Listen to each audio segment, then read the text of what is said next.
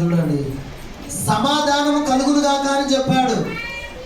అంత మాత్రమే కాదు, ఆ 19వ వచనం నుంచి 23వ వచనం వరకు కానీ మనం గమనిస్తే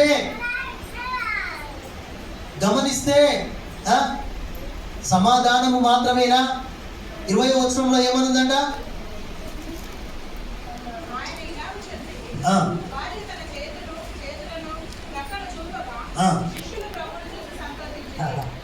భయపడుతున్నటువంటి వాళ్ళు, అధైర్యవంతులు ఇప్పుడు ఏం చేస్తున్నారంట?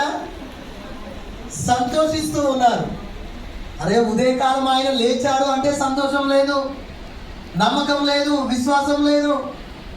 కానీ ఆయన సమాధానము అని చెప్పగానే సమాధానం కలిగింది. రెండవదిగా వాళ్ళ లోపల ఇంకోటి ఏం కలిగిందంట? సంతోషం కలిగింది.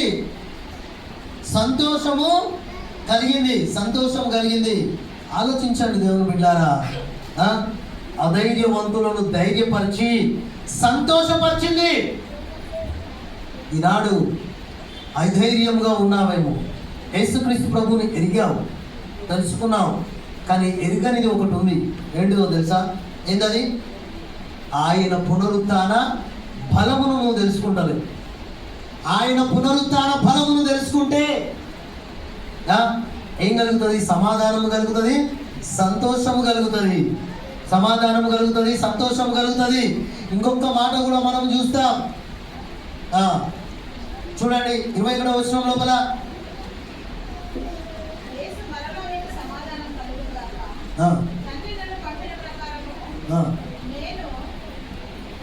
నేను మిమ్మల్ని పంపుచున్నాను. రైట్, నేను మిమ్మల్ని పంపుచున్నాను. 21వ వచనం ఏం చెప్తుందో తెలుసా? తండ్రి నన్ను పంపాడు. తండ్రి యేసుక్రీస్తు ప్రభువుని ఎందుకు పంపాడు? ఆయన యేసుక్రీస్తు ప్రభువుని ఎందుకు పంపాడంట?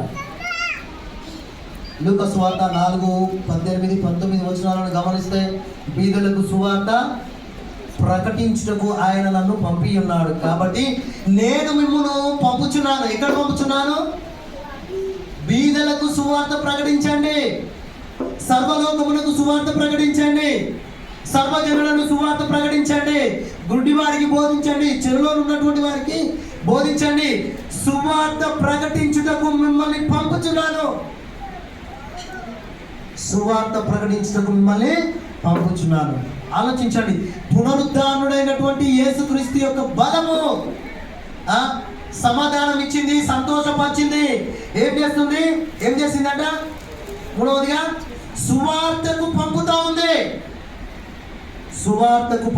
ఉంది. అంటే సువార్తీకరణ, ఎవాంజలైజేషన్. నేను సువార్త చేయమని చెప్తా ఉంది. చూడండి దేవుని బిడ్డలారా, అధైర్యముగా ఉండదు, ధైర్యపడు. క్రీస్తు లోపల ధైర్యపడు. క్రీస్తు లోపల నువ్వు ధైర్యాన్ని పొందుకో, బలాన్ని పొందుకో. ఎందుకొరకో తెలుసా?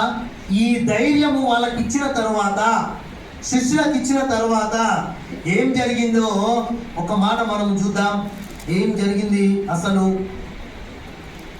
అని అంటే, వాళ్ళు చాలా చక్కగా అపొస్తలుల కార్యం లోపల